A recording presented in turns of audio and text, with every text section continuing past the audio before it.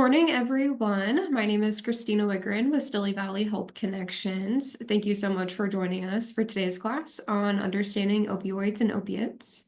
For everyone who's joining us live, please note that we are set up in a Zoom webinar format. This means that all participants are muted and your videos are turned off so that we can record this presentation. If you would like to leave any questions or comments, we encourage you to do so by using the chat or Q&A box at the bottom of your screen. Now I'll pass it over to Alex Sirotzki with the Washington Poison Center, who is presenting for us today. Thanks again for being here, Alex, and thank you to anyone who has joined us so far. We hope that you enjoyed this program. Thank you, Christina. Always a pleasure to work with Stilly Valley here. Well, good morning, everyone. I was just telling Christina this before we opened up the webinar, but for those who are here now or those who are watching the recording, a bit of a heads up that this is a very slide-heavy presentation. There's a lot of content to go through in an hour. I've had a lot of cold brew this morning, so we're gonna dive right in. I have eyes on the chat box, so do ask questions as you have them. Just don't worry if I don't answer it right away. I promise I'll get to it before the end. So with that in mind, let's dive in. So this is a little bit of a different take on most Poison Center presentations I've done in the past. One of my colleagues, Megan King, originally developed this slide deck, or a version of the slide deck, and this is much more of a history lesson around the current opioid epidemic. Now let us dive in. Let's if you've seen me present before, you may be familiar with me talking about what is a poison and what kind of calls do we take for the Poison Center. That's all important stuff, but the most I'm going to say really about the Poison Center right now is the Poison Helpline, the importance of knowing this number. So 800-222-1222. Open 24/7, 365, free to call. We're confidential, and we can bring interpretation into any phone call. Call in any poison emergency, providing the person you are calling for is conscious, is breathing, is able to respond to you, and is not having a seizure. If any of those apply, though, they're unconscious, they're not responding, they're not breathing, they are having a seizure, call 911. You can also call us just to ask a question. Could be, I'm curious if this medication is safe to take with this other medication. We're happy to prevent something from going wrong before it does. And of course, remember, 988 is there for any mental health crises. All right, so good chance folks who are sitting in know what opioids are. I'm sure you folks have heard of this class of drugs, but I like starting with foundations before really diving in. So opioids, this term opioids refers to this massively large class of drugs that interact with very specific receptors, opioid receptors, on nerve cells throughout the brain, throughout the body. Now, this category includes drugs that are appropriately prescribed by healthcare providers and appropriately and safely taken by their patients. This includes prescriptions that are incorrectly used, misused, or illicitly taken.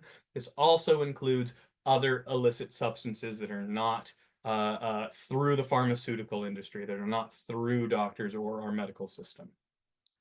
Opioids, all opioids or opiates interact with the same parts of the brain or body. So there are some that are far stronger than others, some that may last in the system longer, and they all do the same basic things. They slow the body down. They're very, very, very good at short-term pain relief.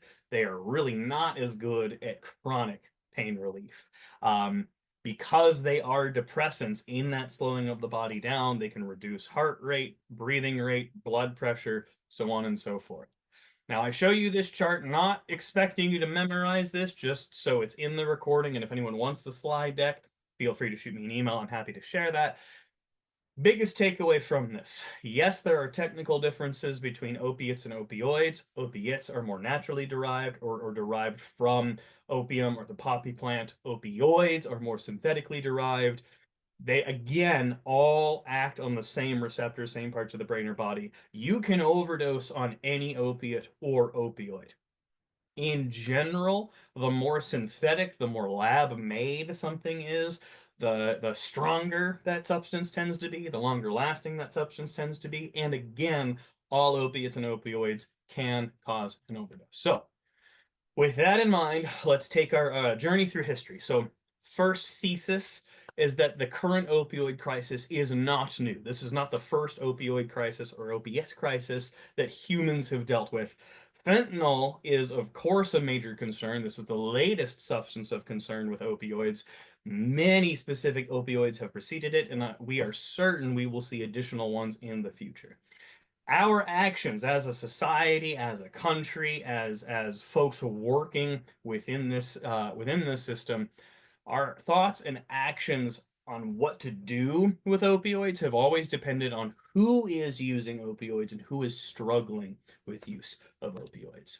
Keep that in mind. So, opium goes way, way, way, way, way back in time for humanity. So we're starting right now in 3000 BC. There is evidence that ancient Sumerians, this is a group of folks that inhabit modern day Iraq, used opium, and it seems to be, originally used for religious rituals, but then we start seeing medicinal use over time. Do a massive time jump to around 500 AD, and we start to see opium introduced through the Silk Road trade to China and other parts of Asia, specifically East Asia. We're going to be doing a lot of time leaps these first few slides. So other massive time leap to the 1600s.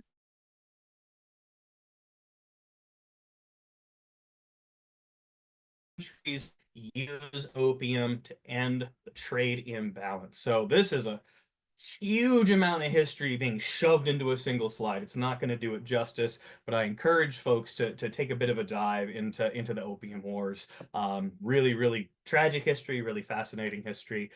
The short version of it is that during this period of time, Europe really wanted to access a lot of China's goods. China was very uninterested in what Europe had to offer, so wanted silver and gold as a part of that trade. Europe did not want to pay a bunch of silver and gold for accessing tea and silk and pottery. So Europe, especially Britain, but other countries as well, decided to start smuggling illegally against China's laws, started smuggling opium into China and got a massive percentage of China's population at the time addicted to this substance. So by 1906, there was an estimated 1 in 4 male adults who regularly used opium. Now, the whole idea with this was to get the populace hooked to the substance so they would increase trade for this substance. Again, we're yada, yada, yada-ing just a huge portion of history here, but we're going to jump to the United States into what we're calling the age of opiates. So going back again to about the 1800s, we do see use of opium as well as laudanum in the United States. Now, a laudanum is a combo of opium and alcohol. We started seeing this used medicinally in early America as well as the American Revolution. In the 1800s, we start to see opium dens appear in a lot of international districts or Chinatowns within the United States. In 1806, we get the advent of morphine. A German scientist, I'm so going to mispronounce their name, Suterner, I believe, isolated the active ingredient in opium, tinkered with it, and named this thing morphine. Named it after the Greek god of dreams, Morpheus there. This is just a bottle of morphine from the time. Now, originally morphine was available as pills, as lozenges, sometimes liquids. Mid 1800s, we see the advent of the hypodermic syringe, and that shifted things. We started getting a lot more injections of morphine. Now, looking at the United States Civil War, we saw a huge uptick in use of opium and morphine because they were seen as these kind of catch-all treatments. They could work for everything, including pain, including internal bleeding, including vomiting and diarrhea caused by infectious diseases. Folks who have ever been prescribed an opioid or an opiate following a surgery or any situation like that can attest that, yes, these substances can cause a lot of constipation, can kind of slow things down in the GI tract. So it makes sense that folks would think to use it for vomiting and diarrhea. It's both of these substances started being morphed into, or started being labeled as soldier's disease, or the use of these substances being labeled as soldier's disease, because during the time of the Civil War, an estimated 400,000 soldiers were struggling with addiction to either opium or morphine. Outside of wartime, though, outside of soldiers, we see morphine pushed very heavily for a bunch of ailments. So we had this kind of, it's a cure-all. It'll magically alleviate symptoms from toothaches, from menstrual cramps, headaches, nervous disorders, fussy children. If you take a look at this ad, we see Mrs. Winslow's soothing syrup, the mother's friend for children teething. Just kind of wild these days to think of it pushed out that far. But hold on to this kind of catch-all panacea vibe for the propaganda and rhetoric around the substance. So, all right, toward the end of the 1800s, we get the advent of heroin by the Bayer Company. This is, the same company that produces Bayer aspirin. They've been around a long time. Oh, it looks like I lost my headphones, but if anyone is trying to unmute or anything, stand by. I'll reconnect in just a second here.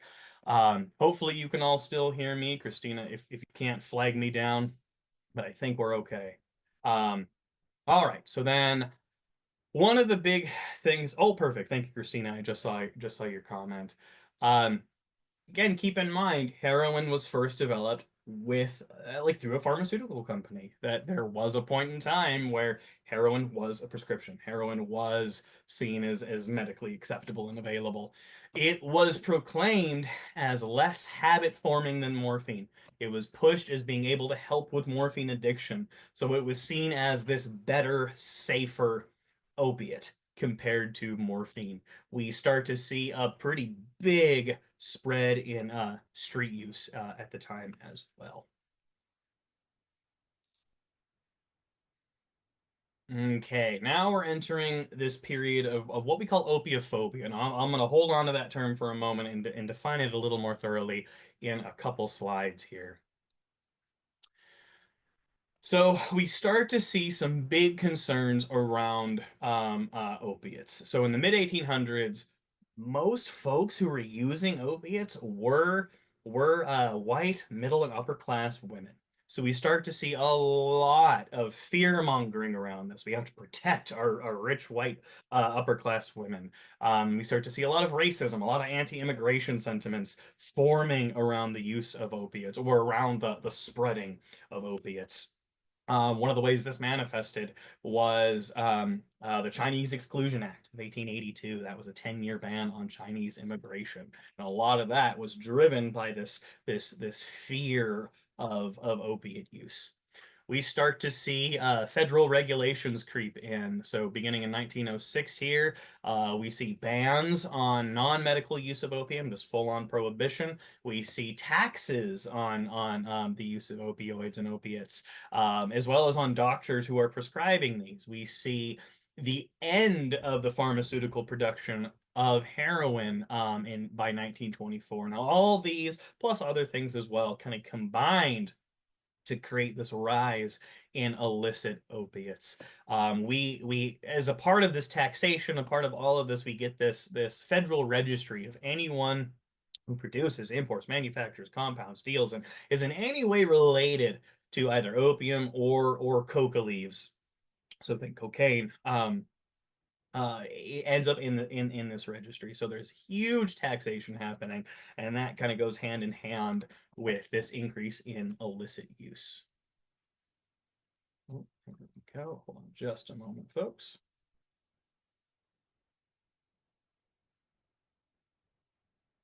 All right, there we are. Gotta love when the laptop decides to have a mind of its own. Okay, so opiophobia, again, the title of this section. This is this idea, not just a fear of opiate use, but it goes a step further. It sees opiate use as a weakness, a failure, a personality flaw, something wrong with the individual who is using it.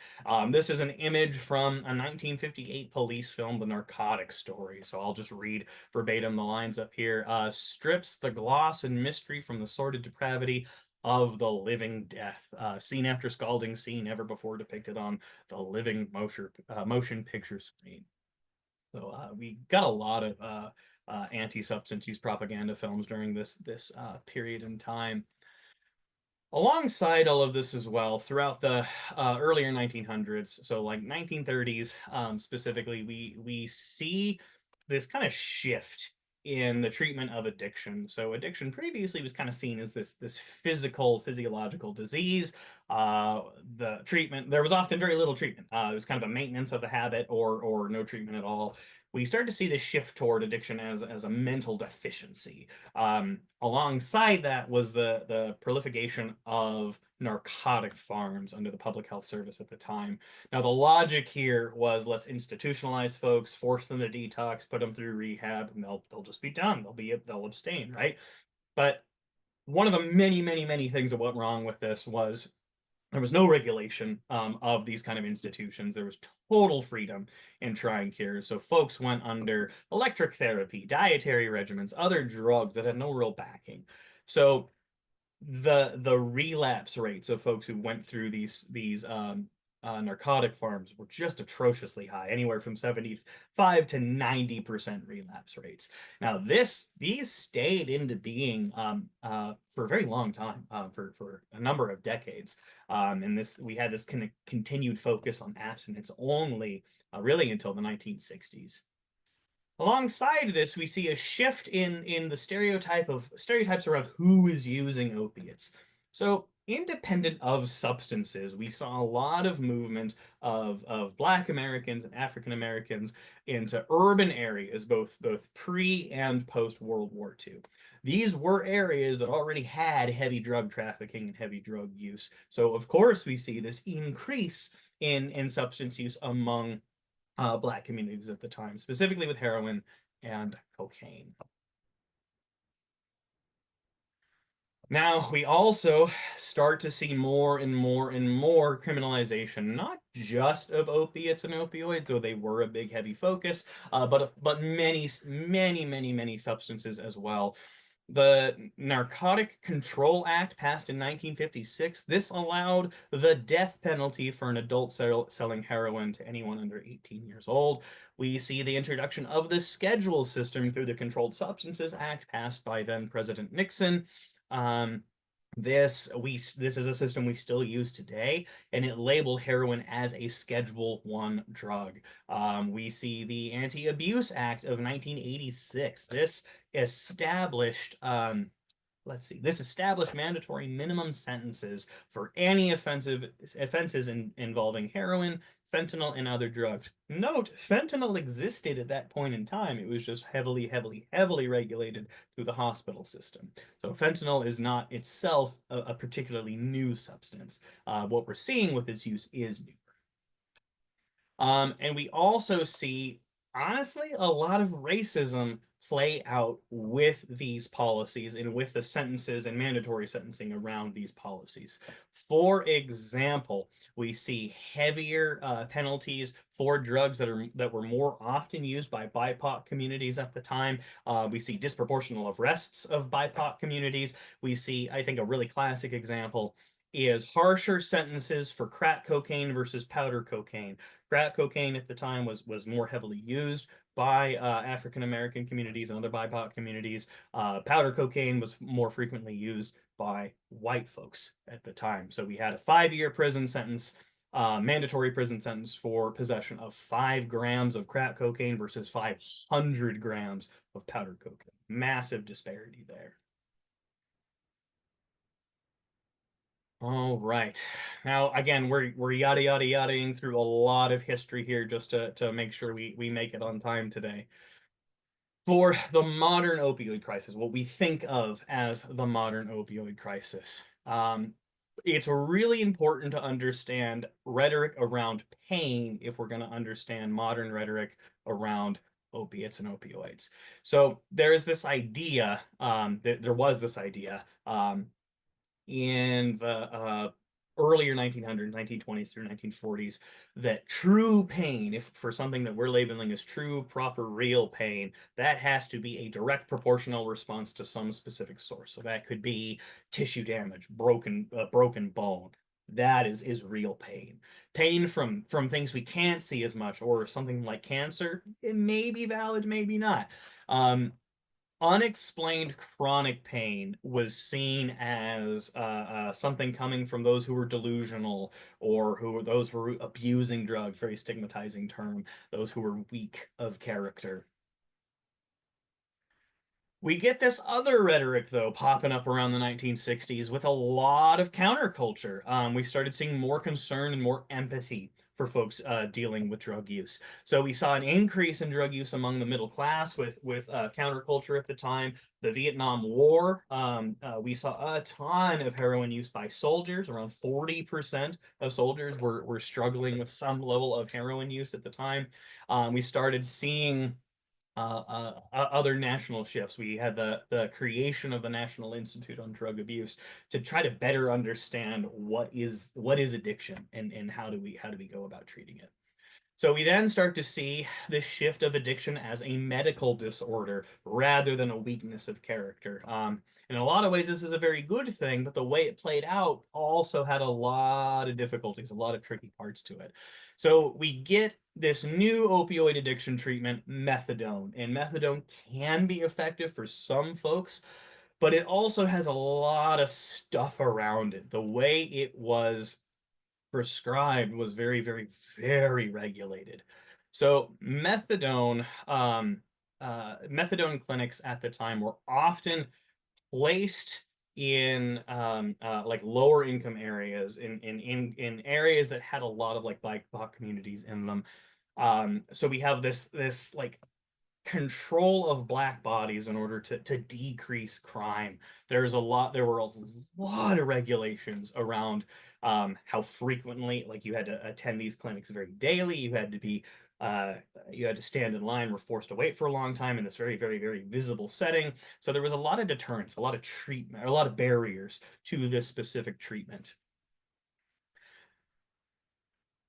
So again, we're jumping ahead a little bit, but with the advent of opioids, so we're starting to get more, this is 1970s here, we're starting to get more of these semi-synthetic or synthetic opioids, so much, much stronger than their opiate counterparts. There's also the development of the field of pain management, of this idea that we need to understand what might be at play with pain. We need to prioritize treatment of pain because pain does disrupt uh, so many other aspects of health.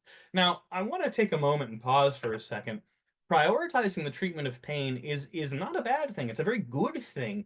It's just when that as we'll see in this next section, when we focus on treating pain over everything else, and when we focus on trying to treat it chronically using medications, using substances that are particularly good at treating short term, but not chronically, we see a lot of things that can go wrong. So in 1996, the pretty infamous Purdue Pharma created OxyContin. Now, the idea with this was it was an extended release version of oxycodone. So it wouldn't hit you all at once. It would kind of ease into your system after administration. It was pushed so hard at the time. It was touted as having a very low risk of addiction. What was tricky here is it kept citing this study. Less than 1% of patients become addicted. That study did happen, but that study focused on folks who were in the hospital under a very, very like specific regulated regimen. That is not representative of anyone who's self-administering opiates or opioids, whether that is through prescription or not. So again, we see this rhetoric, this vibe that it's this magic cure, it'll work for everything. We started seeing it for non-cancer chronic pain. We started seeing for back pain, for arthritis. Um, we also started seeing the development of these other entities focused on pain. So the American Pain Society was developed in 1977. We see the campaign "Pain is the Fifth Vital Sign." We see again more use of opioids for chronic non-cancer pain, and a bunch of other entities at the time started adopting this. So folks may have seen this pain scale, this kind of self-reported pain scale. Pardon me. We also see the Joint Commission in 2001. Joint Commission is a big nonprofit, and they do a lot of hospital and healthcare facility accreditation. So they started adding in benchmarks for folks that were tied to funding, focusing on the measuring and prioritizing of treatment of pain. Okay, so now we're entering the first wave of the uh, the current opioid crisis, pardon me. So in the late 1990s, as OxyContin's pushing out real hard, we see this shift across the U.S., across many states within the U.S., of near prohibition of opioids in the hospital setting or in the prescription setting to full-on encouragement and sometimes mandating of use without dosing guidance. So in a 5-year period from 1997 to 2002, OxyContin prescriptions increased nearly tenfold from 67,000 prescriptions to 6.2 million prescriptions throughout the United States. In Washington, we added to our laws that no disciplinary action would be taken against a practitioner based solely on the quantity or frequency of opioids prescribed. So they were putting in a lot of protections for those who are prescribing without dosage guidance. So the first wave is of the opioid crisis, modern opioid crisis, is characterized by this massive increase in deaths from overdose of prescription opioids. As we start seeing these numbers in the mid 2000s, there's a lot of backpedaling that happened, a lot of rapid shifting of policies here. We see the creation of best practices. We see dosing guidelines. We start to see tools to identify providers who are overprescribing, patients who are overusing. We start repealing some of those very, very permissive pain rules, and that did have a decrease in overdose deaths. But we then start to see second and third waves of the modern opioid crisis. So heroin became a big concern once again. In the late 2000s and into the 2010s, we start to see folks who used heroin. Most folks who used heroin at the time started by using pills. Now, there are a lot of reasons why folks transitioned from pills, from prescriptions to heroin. A lot of it was rising costs. A lot of it was the prohibition. It was much easier to access this illicit substance than it was to access this prescribed substance for folks who were already struggling with that physical dependence, with that addiction. Now, the third wave is really characterized by this deepening introduction and deepening use of synthetic opioids. Okay, again, we're pushing through quite a bit of info. I want to make sure there's time for questions for the end here. But where are we today? So we still have a massive disparity in overdose deaths. Now, this is a problem. Opioid use is still largely, or excuse me, is often viewed these days as a predominantly white problem. And if you're looking at total numbers, yes, we often do have more white folks who are dying from opioid overdoses. But when we look at population percentages and proportions of these different ethnic and racial groups, we have a lot of BIPOC communities who are very highly overrepresented with overdose deaths. So this chart here, this is a little older now, but I think it's still worth considering. This is looking at overdose deaths from opioids from 2014 to 2018, and we see a huge disproportion for American Indian, Alaskan Native folks, for Black folks and African Americans. Then you see the category of white following both of those. Now, this is attributed, there are a lot of reasons behind this, but systemic racism and access to care, including treatment, including insurance, so on and so forth, is one of the bigger players here. Now, this fourth wave of the opioid epidemic, the modern opioid epidemic, is really characterized by this co-use of opioids and stimulants. So we have, this is looking through 2021 here. The fentanyl with stimulants was really on the rise then, followed very just under that total of fentanyl with no stimulants. This graph is showing a very similar thing here of the co-use of opioids and stimulants. Okay, now we've somehow managed to get through the history portion of this within the first half hour, which I'm admittedly shocked by. My cold brew really pushed me along here. But again, let's go back to our thesis statement here, that this is not the first opioid epidemic. This likely won't be the last, and specifically, fentanyl will likely not be the last substance of concern that is affecting so many folks. And really, one of my biggest points today, one of my biggest hopes is that you walk away from this not terrified of fentanyl, though yes, we there is a lot of justification to be afraid of fentanyl and a lot of the current overdoses around fentanyl and other synthetic opioids and other opioids in general, but to focus on strategies that work across substances, so harm reduction, focusing on treatment, focusing on destigmatization and an increase in empathy are really crucial.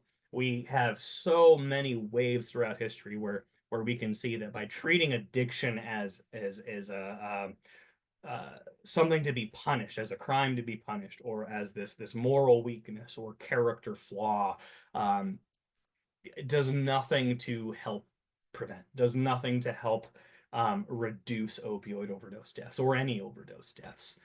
And so again, there's that point of our thoughts and actions about what to do with opioids have always depended on who is using opioids. And when it is viewed as a white middle class problem, then we see a lot of mobilization. When it is viewed as a problem only affecting folks of color, we don't see as much mobilization. All right, now a lot of this can feel very doom and gloom, and well, what do we do now? There is a lot we can do. Um, I think one of the biggest is to note with opioids specifically is to note what an opioid overdose even is. So again, keeping in mind, what opioids are. Opioids fit into these very specific receptors in the brain. When we have some of those receptors activated, we get pain relief. But when we have way too many, we see what we can see with a lot of depressants. It can start to disrupt breathing. It can slow things down way, way, way, way too much. So when someone dies of an opioid overdose, they're dying from a lack of oxygen. Um, so and oh, one last point on overdose before I change slides on how to identify an opioid overdose. Overdosing, this term overdose is very charged, and is often considered an adult problem. And from a poison center perspective, it's one of my main jobs to tell you that anyone of any age can overdose on any substance. Overdose is simply having too much of a thing, and when you have way too much of a thing, that can ultimately lead to death, depending on the substance, depending on the individual. We have noted from the Poison Center a pretty big uptick in over the past few years in pediatric fentanyl exposures, where the Poison Center is pulled into it.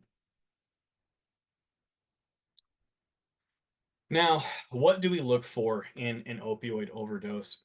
The single biggest thing, there are a lot of points of criteria here, but if you remember nothing else, it's that if you can't get someone to respond, there is a chance that they're going through an opioid overdose. So that means they're not moving, they're not reacting to you, they're not waking up.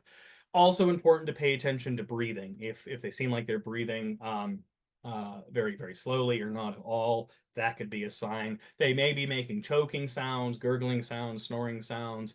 They may have discoloration in their lips or in their nails. Discoloration could be blue or purple or gray. It really depends on the person's skin tone.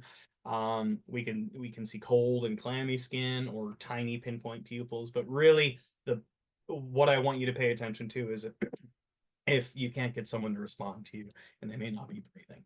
Now, if any or all of these are at play, we encourage folks to call 911 right away. And if you have naloxone on you, administer that naloxone. Now, I hope folks watching this live or watching this recording are aware of what naloxone is and how to administer. But if not, I'm going to talk about it on this next slide here, or these next couple slides. Oops, apologies for the formatting error there, folks. I forgot to readjust the font at the bottom, so it's not overlapping on the blue part of the slide. Apologies. But in case you haven't heard of naloxone or Narcan, that's one of the name brands of this particular opioid overdose reversal agent. This is a phenomenal substance. This this antidote has saved so many lives since its proliferation to across the country.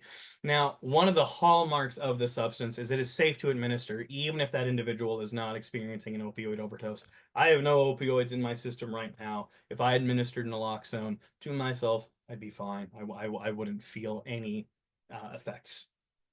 This is also safe to administer on infants, and we have quite a few stories of folks administering naloxone on pets who might have gotten into an opioid pill that had fallen on the ground. Now, there are two main routes of administration. The nose spray is the more common one we see for folks just out in the world carrying it on them, but there is an injection method as well. And if someone is being given naloxone in the hospital or a healthcare facility, they're very likely they're getting this through an IV drip. But this nose spray, for folks who maybe out in the world and you see someone slumped over, it is a lot less intimidating to administer a nose spray than it is to deal with a syringe and dosing and all of that. Now, there are limitations to naloxone. One is that it may not last in the body as long as the opioid causing the overdose.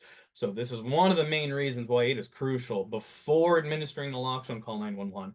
Because even if you reverse that overdose, there's a chance the overdose could kick right back in after the naloxone wears off. So someone going through this really does need that additional oversight and that monitoring for the next few hours to make sure that they're all right. Individuals, depending on how heavy what the dose of the opioid causing the overdose is, they may need multiple doses of naloxone. Now, for anyone who has the nasal spray, who buys or orders the nasal spray, it comes with two doses, one container itself, one applicator, there we go, that's the word, is one dose. So do not do a test spray like you would if you're administering your own like allergy meds or anything. But to give naloxone, first check for signs of overdose. We talked about those, but basically person's not responding, not waking up. Again, contact 911 first, then roll that person onto their back if you are able to, and administer that naloxone up through the nose. So put the whole thing in their nostril and depress that plunger. Ideally, you've tilted their head back so that the medication can run back. If they're not breathing, they're likely not breathing. This is not a medication that needs to be inhaled, but it absorbs through the membranes in the nose and throughout the sinuses. Ideally, you roll them then into the recovery position, so they're left side down and they're on their side, so that if they vomit, they don't aspirate. If you are trained in CPR, in rescue breathing, in chest compressions, and you deem this an appropriate time to administer, that can also be very helpful because again, what you're trying to do until the naloxone kicks in is get oxygen into them and keep the oxygen that's already in them circulating. Now, it is important to monitor. Set a timer on your phone or on your watch. Wait 2 to 3 minutes before administering another dose of naloxone. Part of why we say this, why we don't say just shove both applicators up both nostrils and administer all at once, is that if the person overdosing is dealing with addiction, if they are dealing with that physical dependence, if you slam their system with a lot of naloxone all at once, you can force them into precipitated withdrawal, which feels remarkably painful, very unpleasant. They may be vomiting a lot, their body is going to hurt, they're going to be very achy, and there's a very high likelihood that they're going to seek out more of the opioid because they hurt, because they're trying to not hurt. Now, ideally, we are titrating, we are administering naloxone to just enough they need to start breathing again so they don't feel that horrible. Now, if I know I'm describing this rather than leading a direct training in how to administer and how to use naloxone, there are so many resources, though. The Washington Department of Health has a training here. That's hyperlinked. The Red Cross has a training. Narcan's own website has a training. I am also happy to give these trainings. I can do, I'm happy to if you reach out to me through my email address there, we can schedule an in-person training and talk through a lot of the do's and don'ts of this. Other things to keep in mind if you suspect a potential opioid overdose, it is safe for you to help them. There is a lot of scary rhetoric out there around the fears of secondhand exposure, and I'd like to bust some of these myths. Now, when someone is smoking an opioid, and typically fentanyl these days is more commonly smoked, whereas like previous illicit substances like heroin was more commonly injected. When someone inhales that opioid smoke, our lungs are very, very efficient at absorbing as many of those opioids as possible. So what they exhale has incredibly low amounts of any opioid, including fentanyl. Fentanyl also does not absorb very well through the skin at all. So this idea of this contact high or this contact overdose or exposure or this secondhand inhalation, it is incredibly unlikely. Now, there are very accurate anecdotes out there of folks who breathe in that secondhand exhaled fentanyl smoke and feel sick. They might have a headache. They might feel nauseous. They might feel gross. Um, what is most likely at play there are the additives that are added to that particular pill that that individual has crushed and started smoking. So combusted sugars and acetaminophen and other fillers are not pleasant to breathe in.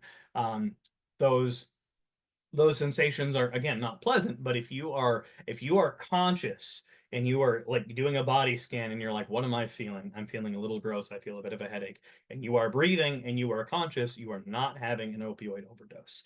So keep that in mind. Now, if you are around the secondhand exposure, the secondhand exhaled smoke, and you feel any symptoms, do call the poison center. Again, we encourage folks to call 911 instead of the poison center following a potential poisoning if the person is not breathing, not conscious, or and having a seizure. If you're able to make a phone call, you are conscious, you are likely breathing, you're likely not having a seizure. So just keep that in mind. And I bring this up because there is enough justified fear of fentanyl without adding more to that, without further sensationalizing.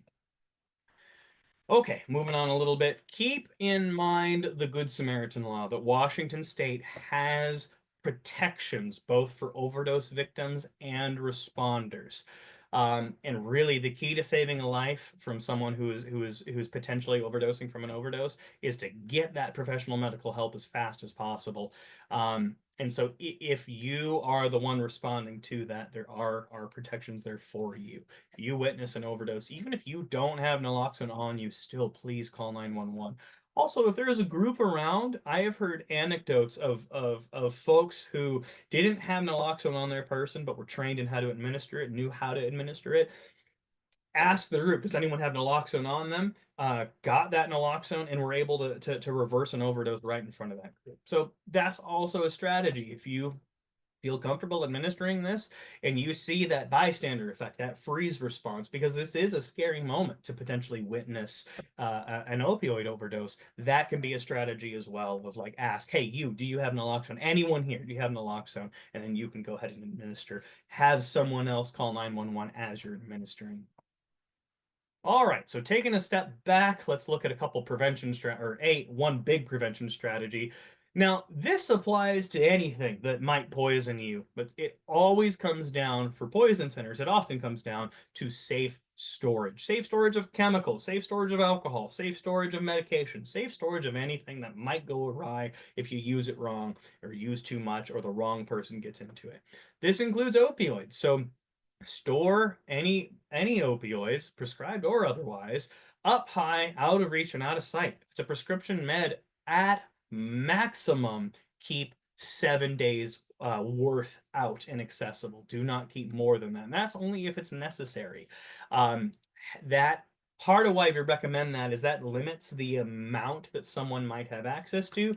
And if say a child gets into a pill box, which keep in mind, pill boxes are rarely child resistant, but if a child gets into a pill box, has all the pills in there, then folks like poison centers or EMS or 911 can have a sense of what the maximum possible dose was, and that can have a massive impact on how folks approach treatment. Um, have a durable combination lock on lock boxes when possible. Try not to have an external facing latch. Those are pretty easy to pop with a tool like a screwdriver. And really keep in mind the mechanism for safe storage is buying time for someone else to intervene. Now, that could be storing something safely away from children, that could be storing something safely away from other adults in the home. It really doesn't matter. Ultimately, what matters is prolonging how long it takes someone to get into a substance they shouldn't, so that someone else can step in. Another huge key thing is do not hang on to meds you don't need. You can't overdose on something that's not there. MedTakeBackWashington.org is one of many, many, many resources out there for safe medication disposal. This website, you can punch in your address and it'll show you a list of kiosks and drop-off locations near you. There's also often a mail order take-back program. Lots and lots and lots of options. But if the medication is expired, if you don't need that prescription anymore, whatever it might be, get rid of it. And this is not on the slide, but from the poison center's perspective, yes, we're of course concerned about opioids. We're of course concerned about these kind of riskier substances. We're also very concerned about ibuprofen, about acetaminophen. We get more calls for over-the-counter substances than any other substances. For all age groups, I think ibuprofen has been the #1 substance we've been called for the past few years. So keep in mind, folks can overdose over-the-counter meds as well. Resist that urge to buy the 200 pack of Benadryl or Tylenol or whatever it might be. Try to have only a small amount around at a time. Now, it's also crucial to destigmatize, to approach these conversations with empathy. Shaming someone for something they're struggling with is not going to encourage healthier behavior. It's going to push them away from you. It's going to isolate them. So having equipping yourself with tools to have these conversations. These are some of many, many, many helpful resources out there. Stopoverdose.org is a really great one. Starts with one. The Harm Reduction Coalition. All of these have very helpful talking points. We also have some resources on how to have conversations if you're a parent, if you're a guardian, how to have these conversations with youth as well. And finally, treatment is also a huge part of this. So, of course, we want to prevent things from going wrong. We want to reduce harm from them when we can. And when possible, we want to treat them. And so there are some very effective treatments out there, medications for opioid use disorder. I'm not going to go into the ins and outs of all of them, but there are more and more all the time. And from a public health perspective, having as many options for treatment as possible is really best because what works for one may not work well for someone else. And there is so much evidence to show that when used correctly, when prescribed correctly, these treatments can be incredibly effective, especially when coupled with motivational interviewing and additional support. Oh, folks, we're at the very end here. Another plug for the Poison Helpline, 800-222-1222. Again, we're open all the time. We're confidential.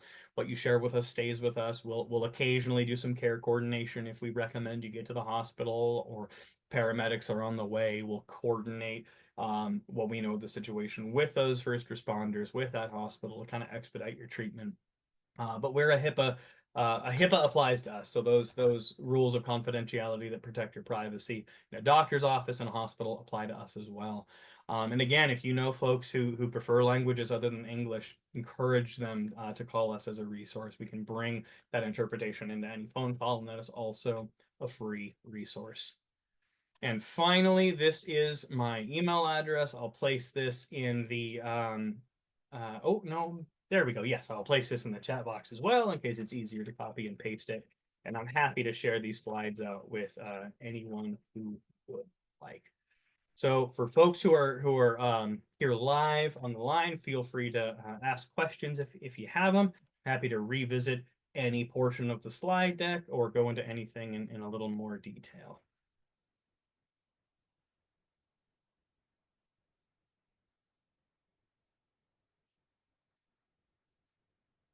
Thank you so much, Alex. That was wonderful. Oh, thank you, Christina. Of course, my headphones are doing a weird thing where you're coming out of my laptop rather than my. Oh no, my- I'm sorry. that's all good. That's how it goes sometimes. Well, we will see if any questions come in. I actually had a quick question. So on the slide, I believe it was 2014 to 2018 overdose deaths. Do they have a more updated version of that?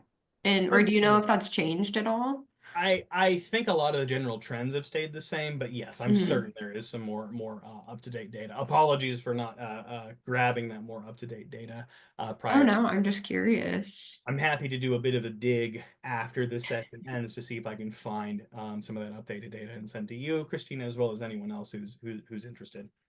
Oh, perfect. Well, thank you.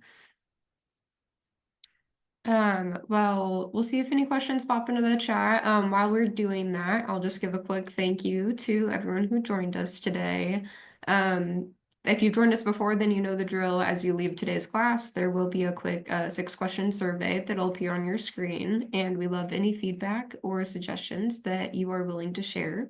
So, yeah, that survey should just pop right up. And if you guys have any thoughts that you want to email to me directly, you're also welcome to do so. Christina at Stilly Valley Health. That's my first name, Christina at stillyvalleyhealth.org. So um, that's all I have for you guys today. Alex, do you have anything else you would like to add? Just a thank you to those who are either watching the recording or coming in person. I think so much of the time when we're talking about opioids in today's context, we're focused on the now, and I think it's very easy to forget where we've been with opioids, and I think it is just a helpful reminder that this is not the first time like we as humans have dealt with this. This is not the first time the United States has dealt with this, and to keep that in mind moving forward, keep an eye out on policies that affect this kind of thing, whether it's for opioids or other substances. Yeah, that is so true. And every time I listen to one of your classes, even if it's the same one, I learn something new. There's Thank so you. much to know. I appreciate that. Perfect. Well, thank you so much, Alex. Thank you for your time. And thank you to anyone who has watched this. We hope to see you at future classes. Thanks, everybody. Take Thank care. you.